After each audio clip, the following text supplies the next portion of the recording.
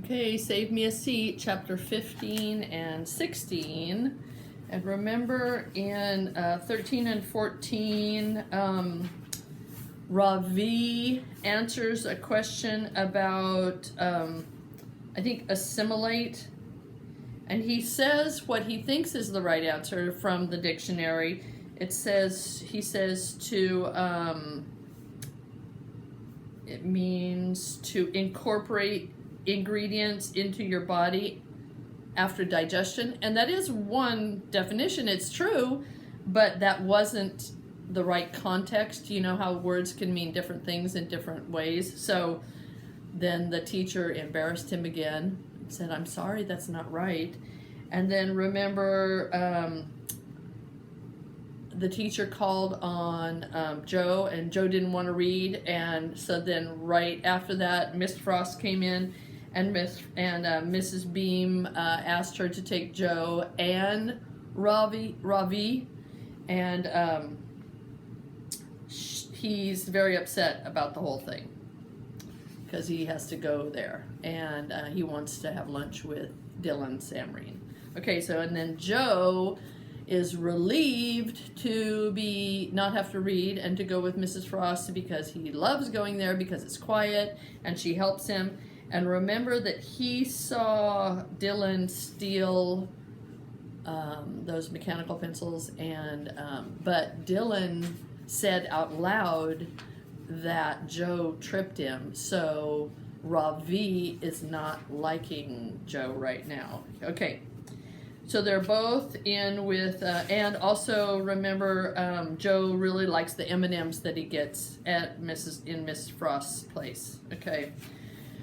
Okay, and that Miss Frost offered Ravi M&M, and he took a blue one, which is Joe's favorite, and he also took a double. They're hooked together. Okay, Ravi, the eyes are windows to the world, Amma always says. When I was little, she would look into my eyes and tell me that they were bright and sparkling, like my mind. That was before Dr. Batra discovered that I could barely see.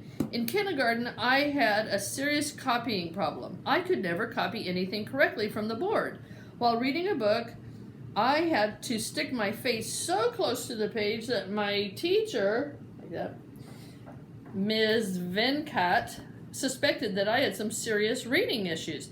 When she called my mother in to tell her to get me assessed, Alma had cried. She couldn't stand that they were questioning my intelligence. It was Dr. Batra who figured out that my problem was with my eyesight. Now I wear glasses. The power of my lenses is 13, and I can see the world clearly. Miss Frost gives me a book called Fun with Phonics and tells me to read along with the recording of the first story. There is a picture of letters dressed up in funny clothes on the cover. This is ridiculous! Does she think I'm a baby? I pretend to be listening to the story, but instead I turn down the volume and shift the headphones away from my ears so that I can hear what Miss Frost and Bigfoot are saying. He is talking to her about candy. I hear footsteps and people laughing out in the corridor. I recognize Dylan's voice. "Last one in line gets a wedgie," he shouts. Why must I be stuck in here listening to baby stories when I could be racing off to eat lunch with my new friend, Dylan Samreen? I pull off the headphones and stand up. "I've listened to the story, ma'am. Please, can I go now?" I ask. But Miss Frost tells me to sit down and eat my lunch. Will I be trapped in here forever like Bud Caldwell was trapped in the shed with the angry bees? I open my tiffin box and slowly unfold my napkin. How sad Alma would be if she could see me now. No wonder Bigfoot made such a fuss when Mrs. Beam called on him earlier to read aloud. He probably doesn't know how to read a word. That's kind of mean. I know the fat red book sitting on the shelf nearby. I noticed the fat red book sitting on the shelf nearby and realized what I must do. I finished my vegetable biryani, I think it's stew, in a few quick bites. Miss Frost is still busy with Bigfoot, so she doesn't notice me get up and pull the heavy dictionary down from the shelf. I lay it on the table, open it up to the section marked A, and then run my finger down the page. Askew, assess. Yes! There it is. Assimilate. I narrow my eyes and slowly read out the words. To take in, digest, incorporate. Ha! I knew it, I knew it, I knew it, I whisper, smiling to myself and shaking my head from side to side. I will show Mrs. Beam this page, and she will have no choice but to admit defeat. I will announce her mistake in front of the whole class. Pump my fist and take a bow. How sweet my victory will taste. In the meantime, I eavesdrop and find that Bigfoot is talking on and on about candy. He never says a word in class, but here he can't stop talking about chocolate and peanuts. Will it ever end?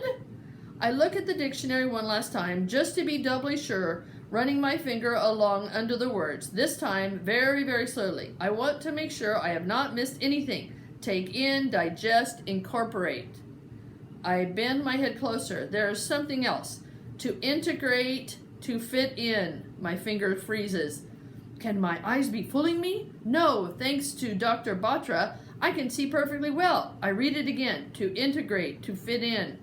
I close the dictionary and quickly pull my social studies book out of my backpack. Turning to chapter 1. In this context, Mrs. Beam had said, I read the passage and my heart feels heavy. Consuming and incorporating nutrients has nothing to do with Native Americans in New Jersey in the 1700s. Just a minute ago, I wanted to 1. Announce my victory, 2. Pump my fist, and 3. Take a bow. But instead, this is how I feel. 1. Embarrassed. 2. Ashamed. 3. Defeated. Miss Frost comes and sits down next to me. I'm sorry to keep you waiting, she says. I know that you're eager to get back to class, but I thought it might be a good idea for us to have a little chat. What is there to talk about? The taste of victory is gone. That's in his head. He didn't say it out loud. All I want is to dig a deep hole and hide my head in it forever. I'm here to help you in any way I can, says Miss Frost. We have lots of ESL materials here in the resource room. ESL? I say. English as a second language, she explains. Mrs. Beam mentioned that she and some of the children have been having difficulty understanding you because of your accent. I hang my head. English is not my second language. It is my first. My English is much better than my Tamil. I think that must be what they speak in India. Mop Top doesn't even know me, and now she is criticizing the way I speak? I can only imagine how difficult this must be for you, she tells me. A new school in a new country. Maybe it would help to speak with Mr. Garfinkel, our guidance counselor. He's very easy to talk to. I feel like I'm suffocating. Now I'm in need of some kind of counseling too? Please, I whisper, can I just go back to my classroom? Of course, she says, and pats my hand. Mrs. Beam should be back in her classroom by now.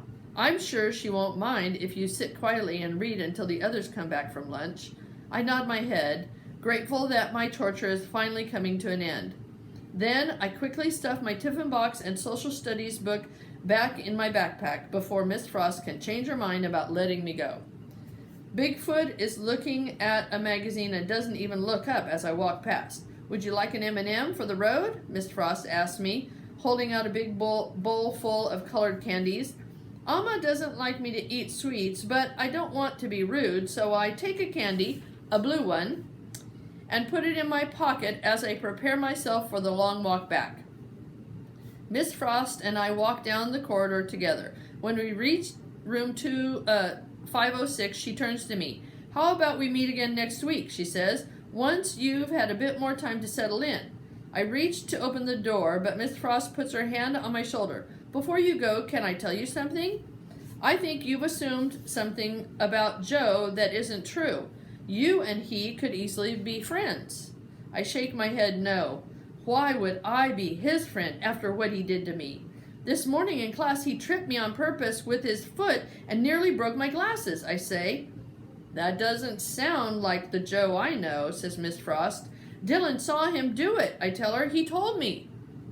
Miss Frost bites her lip and then says, I wasn't there, but if he tripped you, he owes you an apology. And you owe him an apology as well for implying that he might not be as smart as you are. Just because Joe needs help doesn't mean he isn't bright. You shouldn't assume things about a person before you know who they really are. So true. People are making assumptions about me too, I point out. They think I can't speak English or do math, but that's not true. Miss Frost nods her head. You see, she says, assumptions are often wrong. She tells me to remember that. Don, don, don. Okay, Joe. Chapter 16. When Miss Frost comes back to the resource room, she's carrying a tray with 3 hamburgers on it, 1 for her and 2 for me. Did anything happen in class this morning that I should know about, Joe? She asked, tearing open a package of ketchup with her teeth and carefully squeezing a squiggle red line onto the top half of her bun. I'm already done with my first hamburger and about to start on the second. I should have asked for 3.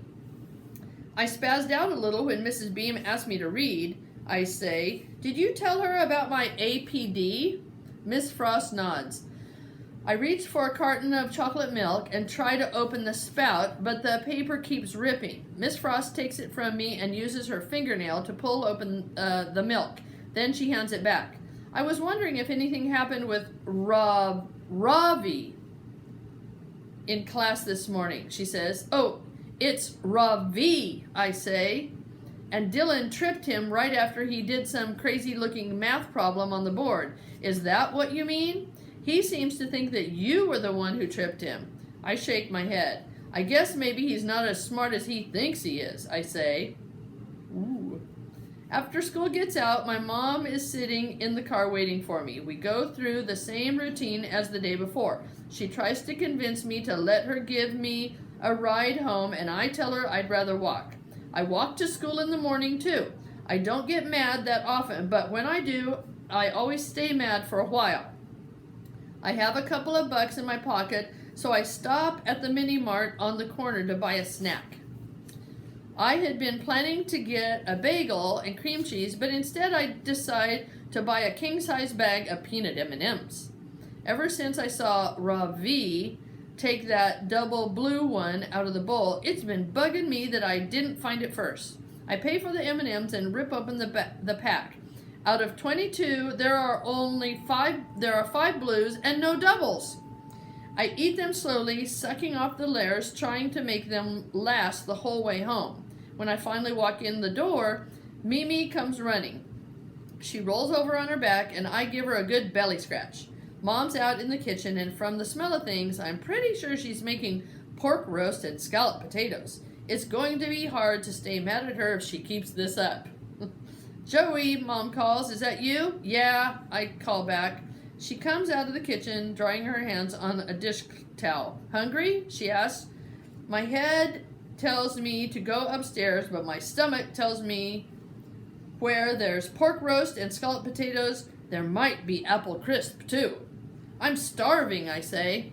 Dinner won't be ready for another hour, but I just took a crisp out of the oven. You want some? Boy, do I. But between last night and the meatloaf and now this, I don't want her to think I'm a pushover. I'm still mad at you, I tell her. I know, she says. I follow her out into the kitchen, where she dishes up a big bowl of warm apple crisp. Ooh, it's so yummy. Ice cream? I ask. I nod. And she puts a scoop of vanilla on top of the crisp. Perfect. I take a bite and close my eyes, letting the taste explode in my mouth like fireworks. Are you ever going to forgive me? She asks. Eventually, I tell her. She gets busy washing lettuce. I'm glad she doesn't ask me about my day. I keep thinking about what Ravi said and the way he pointed his finger at me. Even apple crisp can't take the edge off that. More? Asks Mom. No thanks, I say, handing her the empty bowl. I'm good. Don, don, don. The next chapter is Wednesday, and they have chili for lunch.